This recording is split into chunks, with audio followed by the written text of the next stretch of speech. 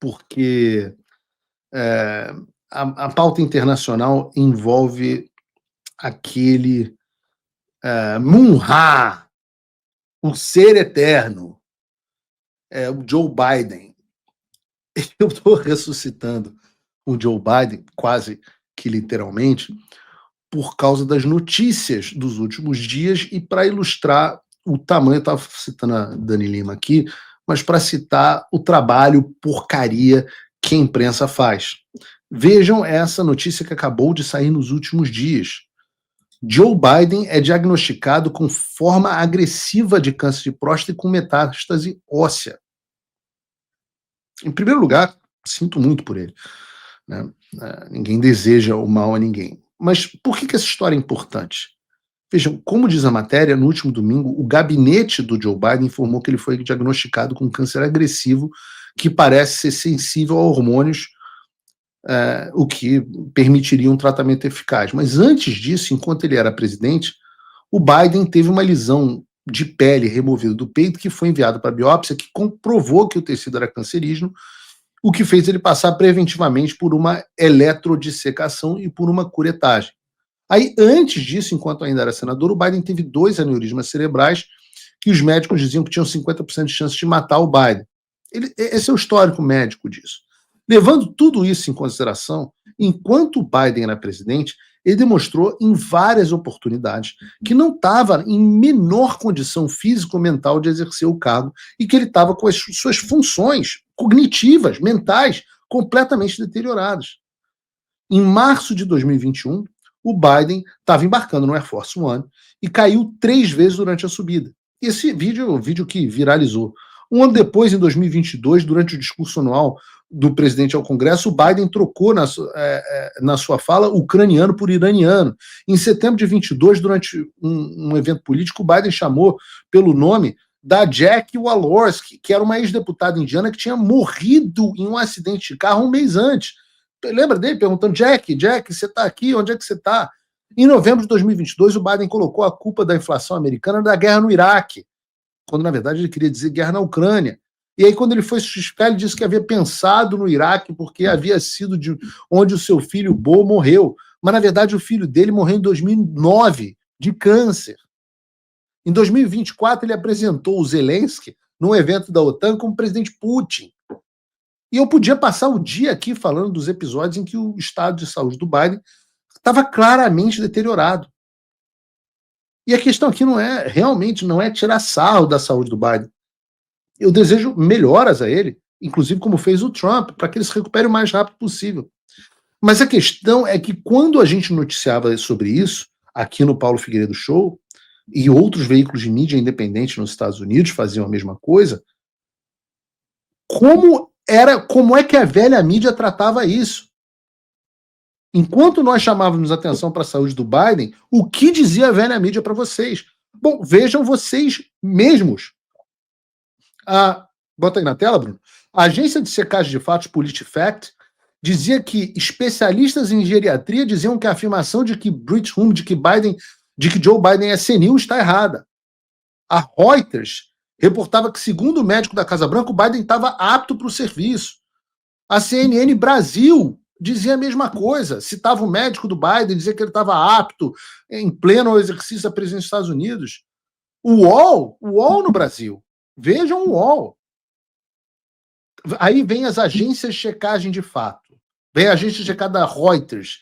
E diz que mesmo diante de um vídeo que viralizou em que o Biden estava completamente confuso durante uma comemoração do dia D, era tudo mentira, que o Biden não tinha ficado confuso em coisa nenhuma.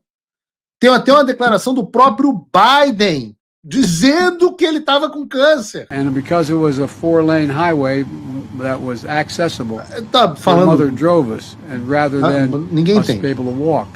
And guess what? The first frost, you know what was happening? You had to put on your windshield wipers to get literally the oil slick off the window. That's why I and so damn many other people I grew up have cancer.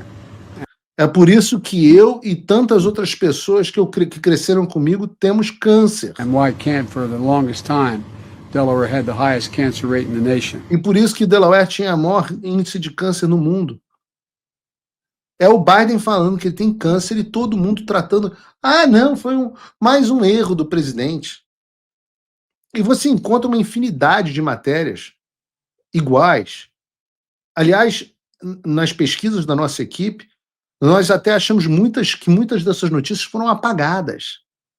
Mas a questão é, essa versão de que o Biden estava bem só foi mudar de tom depois do primeiro debate entre ele e o Trump, porque ali não tinha mais como esconder que o Biden não estava entendendo nada, e porque eles já não queriam mais o Biden como candidato. Já sabiam que a chance do Biden morrer durante o mandato era grande.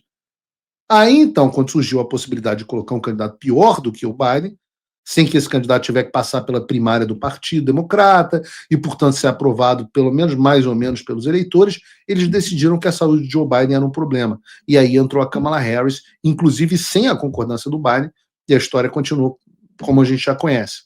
As grandes questões aqui são as seguintes. Primeiro, quem estava governando os Estados Unidos entre 2020 e 2024?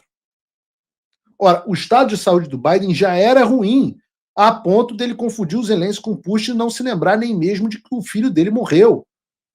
Nós temos um promotor dizendo que não processou o Biden por causa da sua capacidade mental. Nós temos o presidente da Câmara dizendo que o Biden não tinha ideia de uma ordem executiva que ele tinha assinado. Alguém em sã consciência acha que essa pessoa teria capacidade de ler legislações complexas, de escrever ordens executivas? Certamente que não. E daí surge um meme criado durante as eleições americanas no ano passado de que o verdadeiro presidente dos Estados Unidos era o cara que operava o teleprompter. Porque o Joe Biden só repetiu o que estava no teleprompter. Lembrem dele dizendo end of quotes, fim da frase. Ele lendo o teleprompter dizendo fulano, fim da frase. Porque até aqui no meu teleprompter, eu estou fazendo o programa e eu faço o programa com o teleprompter, quando o João Gabriel bota uma citação, para eu saber que eu estou lendo uma citação, tem assim, fim da citação. É como se eu fizesse o Paulo Figueiredo show e falasse, fulano de tal disse, fim da citação. E tudo isso tem contornos muito piores em razão do segundo ponto. Os jornalistas da Reuters, o pessoal do PolitiFact, da CNN, da MSNBC, todas essas pessoas, elas têm acesso direto ao Biden. Constante. O presidente viaja com jornalistas dentro do Air Force One. O presidente encontra os jornalistas na Casa Branca com frequência. Biden deu entrevistas. E não é possível que alguém conversasse com ele por 5 minutos e acreditasse que ele estava mentalmente apto para exercer a função dele de presidente.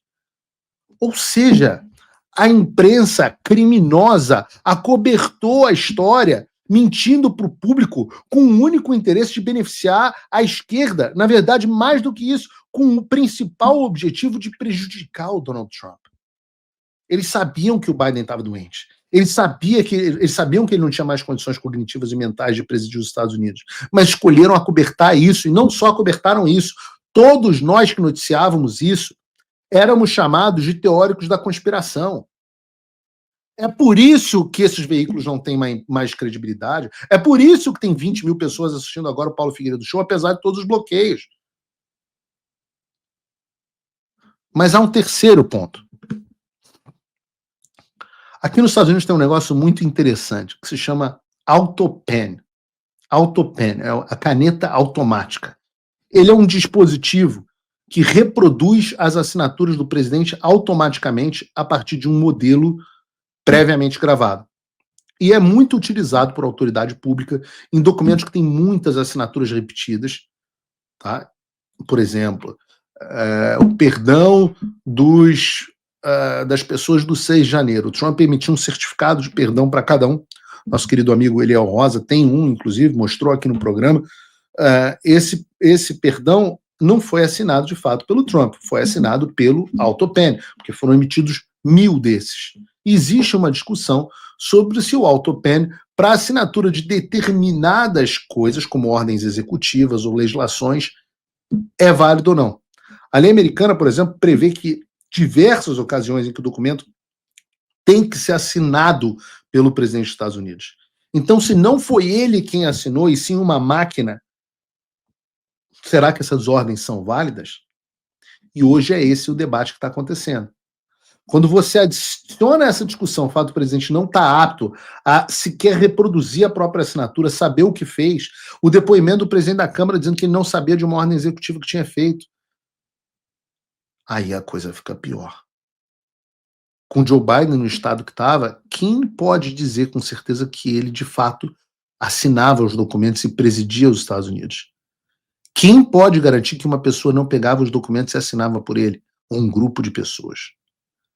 Então, é por isso que essa pauta é tão importante, porque a saúde do Joe Biden era um risco para a segurança nacional dos Estados Unidos, para a segurança global. Nós não sabemos quem governou de fato os Estados Unidos.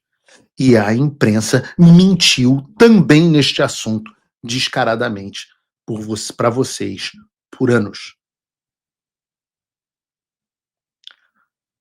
Existe uma brincadeira aqui nos Estados Unidos que as pessoas perguntam: qual é a diferença entre uma teoria da conspiração e a verdade? A resposta: 3 meses. Lembrem-se de quantas teorias da conspiração nos últimos tempos se provaram verdadeiras. Vamos só para lembrar algumas. Covid. Origem do vírus? Confirmado. Fraude nas eleições americanas? Confirmado. Os acobertamentos, o Russiagate, que a imprensa tratava como verdadeiro, e os que diziam que era tudo planejado pelo comitê da Hillary Clinton? Confirmado. Que o Biden era senil e que os Estados Unidos não eram governados de fato por ele? Confirmado. O que mais falta? O que mais falta? E é por isso que a mídia importa cada vez menos. Trump voltou à presidência. E isso é um alívio, sem dúvida. Mas o que isso muda no Brasil? Nada, se ninguém fizer nada. A verdade é que a esperança não pode virar passividade. As coisas não vão se resolver sozinhas. E muito menos com textão e xingamento nas redes sociais. Não espere que alguém venha salvar o país por você. Se você não agir, ninguém vai. Eu estou fazendo a minha parte. Eu larguei tudo para me dedicar a isso. Mas sem apoio, esse trabalho simplesmente não continua. Quer saber como pode ajudar sem sair da sua rotina, sem sair da sua vida? Simples.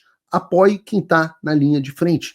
Acesse www.paulofigueiredoshow.com/apoie e com apenas $5 por mês você mantém esse trabalho vivo.